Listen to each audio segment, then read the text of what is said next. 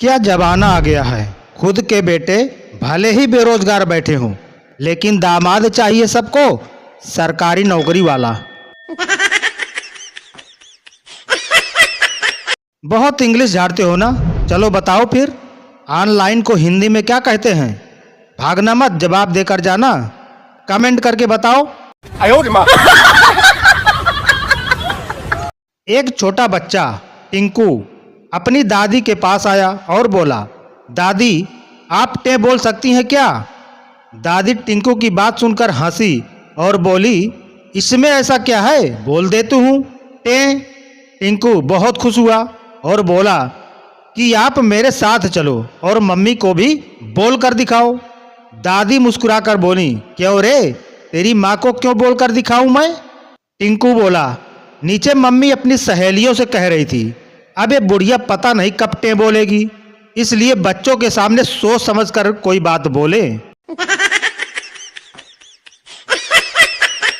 एक कलयुग है जनाब, यहाँ करेला बनो, गुलाब जामुन नहीं, वरना लोग आपको खा जाएंगे।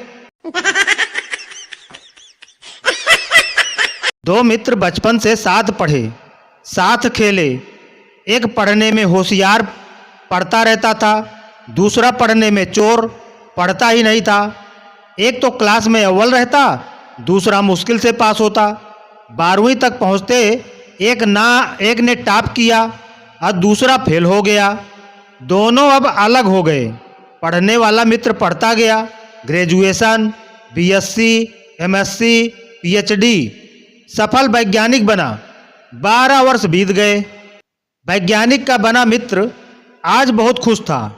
उसे उत्कृष्ट अनुसंधान कार्य के लिए अवार्ड मिलना था। घर से निकलते वक्त उसे अपने मित्र की याद आ गई। सोचने लगा, पढ़ता नहीं था, कोई छोटा मोटा काम करता होगा। आज वो यहाँ होता तो देखकर खुश होता कि किस मुकाम पर पहुँच गया उसका ये दोस्त। तालियों की गड़गड़ाहट में वो मंत्री जी से अवार्ड लेने नजदीक पहुंचा। ये क्या आश्चर्य, मंत्री वही पुराना मित्र। पास बुलाकर कान में बोला, अबे मेरे ही आगे हाथ फैलाना था तो इतना पढ़ने की क्या जरूरत थी। बचपन में सबसे ज्यादा दुख तो तब होता था जब रात भर चल रही बारिश सुबह स्कूल के टाइम पर बंद हो जाती थी। समाज में बदलाव उस दिन होगा जब नौकरी करती लड़कियों की शादी बेरोजगार लड़कों से होगी। बचपन में खुद पर सबसे ज्यादा गर्व तब होता था जब परीक्षा हाल में कुछ नहीं आता था और पीछे से मैडम कहती थी, सीधे बैठो, पीछे वाला देख रहा है। पति हिप्नोटाइज करना क्या होता है। पत्नी किसी को अपने कंट्रोल में करके अपनी मर्जी के काम करवाना। पति चल झूठी, उसे तो शादी कहते हैं। पत्नी बेहोश।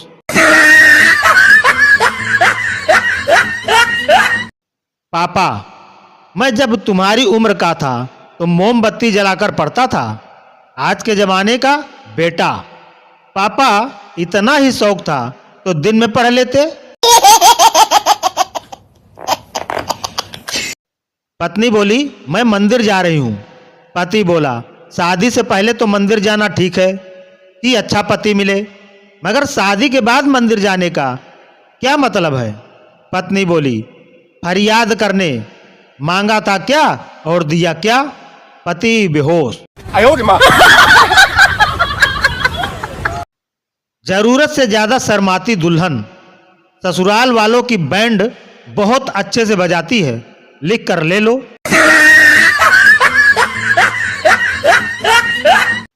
ससुर जी, आइए दामाद जी, आज अचानक सुबह सुबह दर्शन कैसे दे दिए।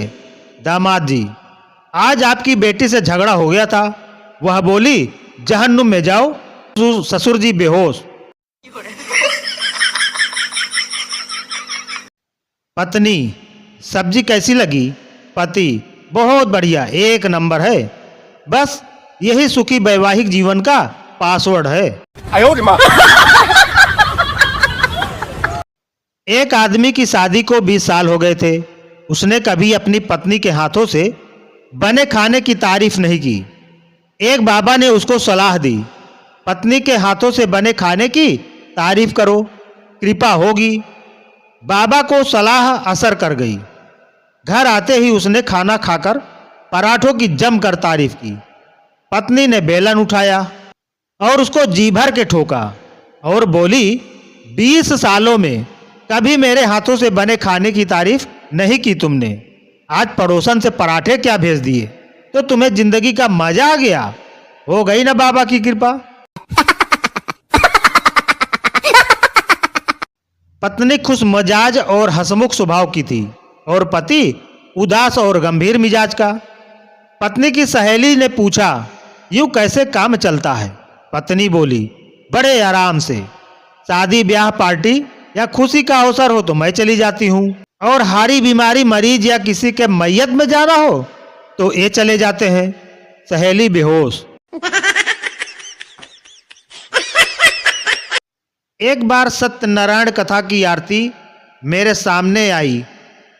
आने पर मैंने छांट कर जेब में से कटा फटा 5 रुपए का नोट, कोई देखे नहीं ऐसा डाला।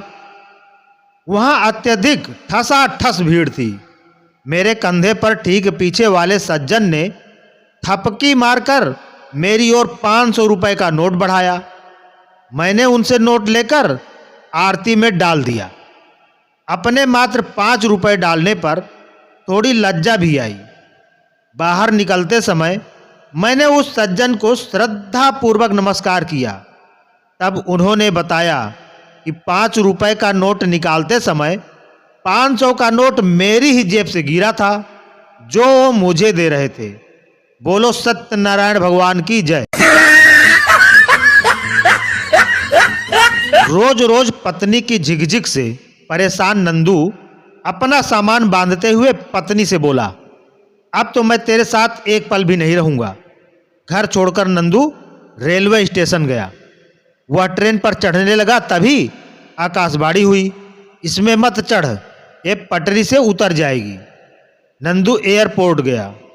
वह प्लेन में चढ़ने लगा कि आवाज आई, इसमें मत चढ़, यह क्रैश हो जाएगा। नंदू ने बस में जाने का सोचा।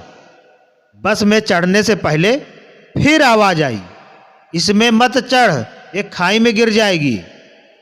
अब नंदू गुस्से से बोला, कौन है यार? आवाज आई, मैं भगवान हूं। नंदू रोते हुए बोला, प्रभु, जब मैं घोड़ी पर चढ़ रहा था तब आपका गला बैठ गया था क्या?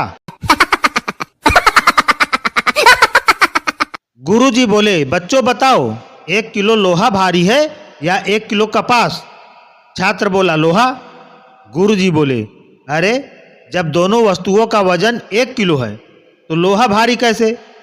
छात्र बोला, नहीं गुरुजी, लोहा ही भारी है।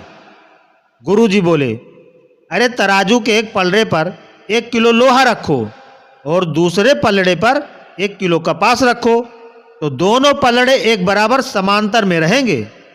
छात्र बोला, नहीं गुरुजी, लोहा ही भारी है। गुरुजी बोले, अबे गधे, दोनों का भार एक बराबर है। छात्र बोला, ठीक है गुरुजी, आप मुझे 1 किलो कपास फेंक कर मारिए और मैं आपको 1 किलो लोहा फेंक कर मारता हूं, तब आपको समझ आएगा कि कपास और लोहे में भारी कौन सा है।